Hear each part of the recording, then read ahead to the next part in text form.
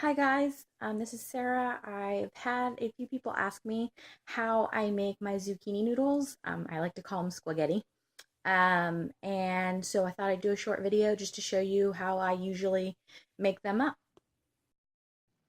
Okay, so usually when I'm ready to make my zucchini noodles, I have here a ye- a small yellow squash. I use that as well as the green zucchinis.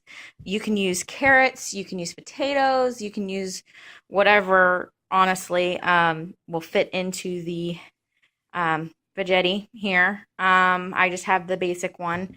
Hopefully, I will end up getting the pro soon. But the first thing that we usually do is wash the zucchini and squash and cut off both ends. Okay, as you can see, I've gone ahead and chopped off the ends of the squash and the zucchini.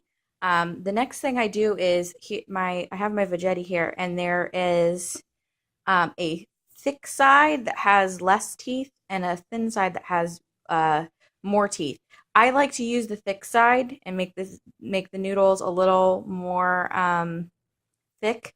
I just think that they taste better that way. I like my spaghetti thicker as well in general. So that's usually the side that I use to make my noodles.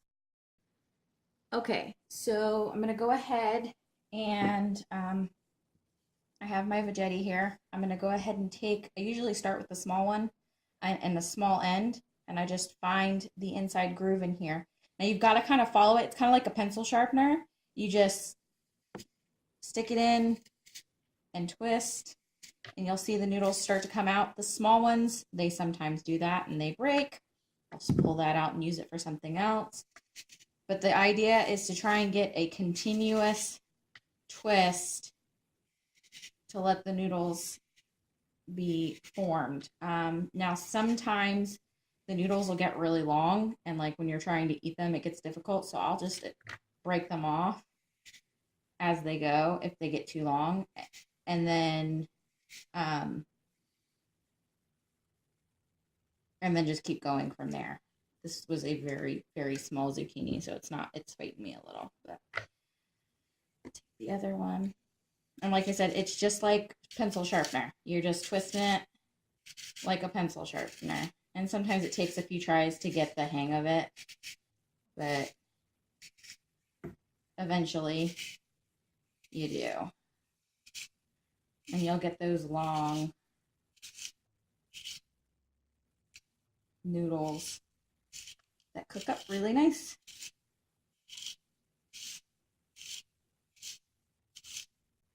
Okay, here you can see my zoodles. They're long and stringy. Some are shorter than others, but for the most part, they're pretty uniform. And usually my next step is I put them in a pan like this. I sometimes use like about a teaspoon of coconut oil or olive oil just to toss in them, just to give them a little coating and to cook them up. I'll also usually I like to add chicken sausage and some chopped up onion and some peppers and just saute it all in the pan. I do not recommend you boil them. They cook really quickly, and boiling them, you'll just end up with mush. So it's best to just kind of cook them up in the pan. If you're doing spaghetti with like a red sauce, you would just add it to the red sauce, or you can cook it, just before your meat is done. You cook it up with the meat and then add the sauce and let it cook for a few more minutes just to incorporate it.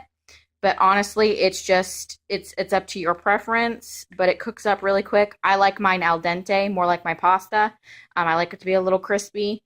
Some people want them what we've termed dead.